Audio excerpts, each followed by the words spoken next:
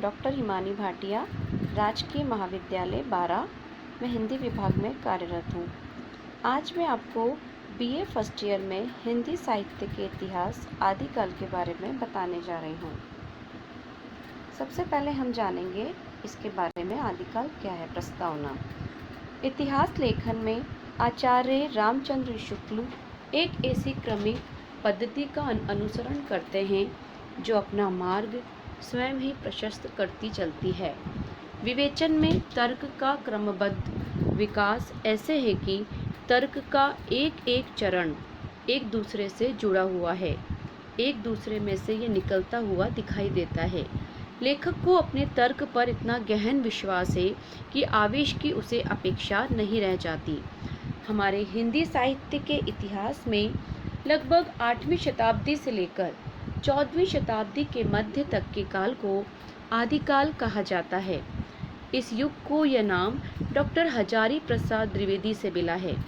आचार्य रामचंद्र शुक्ल ने वीरगाथा काल तथा विश्वनाथ प्रसाद मिश्र ने इसे वीर काल नाम दिया है।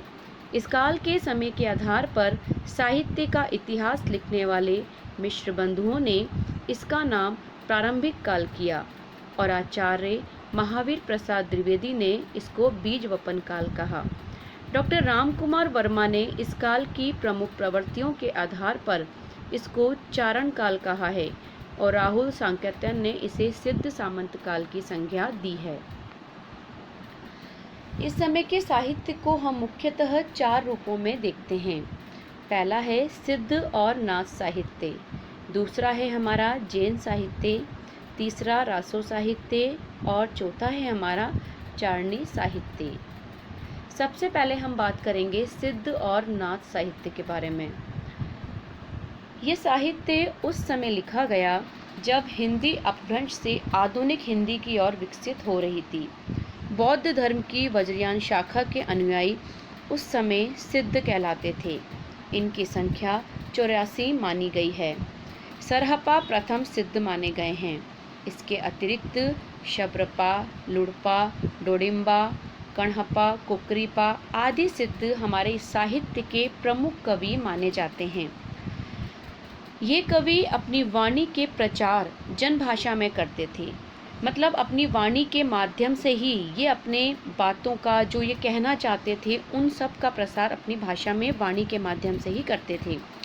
उनकी सहज्या प्रवृत्ति, सहज और सुलभ प्रवृत्ति मनुष्य की स्वाभाविक वृत्ति को केंद्र में रखकर निर्धारित हुई थी। इस प्रवृत्ति ने एक प्रकार की स्वच्छंदता को, आज़ादी को जन्म दिया, यानी कि जो वो खुल के कहना चाहते थे इस साहित्य में लोगों ने उसमें खुल के कहा, जिसकी प्रतिक्रिया में नाथ संप्रदाय शुरू हुआ। नाथ साधु हठयोग पर विशेष बल देते थे। वे योग मार्गी थे। वे निर्गुण निराकार ईश्वर को मानते थे, जिसमें निर्गुण निराकार जिसका कभी हमने कोई आकार ना हो, जिसको हमने कभी देखा ना हो, वो ऐसे ईश्वर को मानते थे। तथाकथित नीची जातियों के लोगों में से कई पहुँचे हुए सिद्ध एवं नाथ हुए हैं।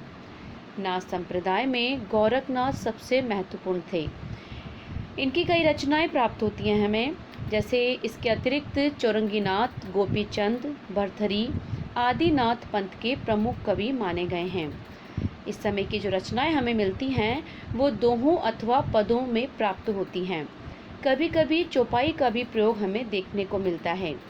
परवर्ती संत साहित्य पर सिद्धों और विशेषकर नाथों का गहरा प्रभाव हमें देखने को मिलता है। अब हम पढ़ेंगे जैन साहित्य के बारे में। अपभ्रंश की जैन साहित्य परंपरा हिंदी में भी विकसित हुई है। जैन कवियों ने जैन धर्म के प्रसार हेतु जो साहित्य लिखा वह जैन साहित्य कहलाता है। बड़े बड़े प्रबंध काव्यों के उपरांत लघु खंड काव्य तथा मुक्तक रचनाएं भी जैन साहित्य के अंतर्गत आती हैं। स्वयंभू का पौमचर्यु वास्तव में रामकथा ही है। स्वयंभू, पुष्पदंत, धनपाल आदि कवि उस समय के प्रख्यात कवि माने जाते थे। गुजरात के प्रसिद्ध जैनाचार्य हेमचंद भी लगभग इसी समय के कवि हैं। जैनों का संबंध हमारे राजस्थान तथा गुजरात से विशेष रूप से रहा है, इसलिए अनेक जैन कवियों की भाषा प्राचीन राजस्थानी रही है, जिससे प्राचीन राजस्थानी एवं गुजराती का विकास हुआ है। सूरियों के लिखे राम ग्रंथ भी इसी भाषा में हमें उपलब्ध होते हैं। अगला है हमारा चारण साहित्य। इसके अंतर्गत चारण के अलावा ब्रह्मभट्ट और अन्य बंदीजन कवि भी आते हैं।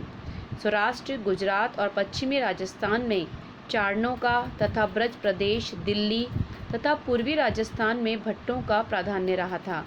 चारणों की भाषा साधारणतः राजस्थानी रही है और भट्टों की ब्रज। इन भाषाओं को डिंगल और पिंगल नाम भी मिले हैं।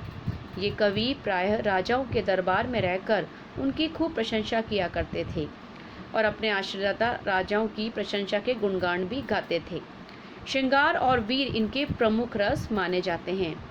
इस समय की प्रख्यात रचनाओं में चंद्रबरदाई कृत पृथ्वीराज रासो, दलपति कृत खमान रासो, नरपति नाल द्वारा बीसलदेव रासो, जगनी कृत आल्हखंड आदि प्रमुख हैं। इनमें सर्वाधिक महत्वपूर्ण पृथ्वीराज रासो माना गया है। इन सब ग्रंथों के बारे में आज ये सिद्ध हुआ है कि अभी उनके कई अंश शेपक हैं। लास्ट है हमारा रासो साहित्य। रासो काव्य हिंदी के आदि काल में रचित ग्रंथ है। इसमें अधिकतर वीर गाथाएं हैं। पृथ्वीराज रासो प्रसिद्ध हिंदी रासो काव्य है। रास साहित्य जैन परंपरा से संबंधित है, तो रासों का संबंध अधिकांशतः वीर काव्य से है, जो डिंगल भाषा में लिखा गया। रास और रासो शब्द की व्युत्पत्ति संबंधी विद्वानों में काफ़ी मतभेद है। कुछ मत निम्नलिखित हैं। पहला है हमारा रास नंदुलारे वाजपेयी, रासक है चंद्रबली पांडे, डॉक्टर दशरथ शर्मा, पंडित विश्वनाथ मिश्र, डॉक्टर माता प्रसाद गुप्त, हजारी प्रसाद द्विवेदी, रसिक नरोत्तम स्वामी। चौथा है हमारा रासुए गारसा दत्तासी, राजयश डॉक्टर हरप्रसाद शास्त्री, रसायन आचार्य रामचंद्र शुक्ल, रहस्य हमारा लिखा है कविराज श्यामल दास ने, डॉक्टर काशी प्रसाद जायसवाल। तो ये हैं हमारे रासो साहित्य के कवि। आज हमने आपको चारों साहित्य के बारे में बताया है, सिद्ध साहित्य, रासो साहित्य, चारण साहित्य और हमारा जैन साहित्य। कल हम आपको आदिकाल की प्रवृत्तियाँ अर्थात विशेषताओं के बारे में बताएंगे। धन्यवाद।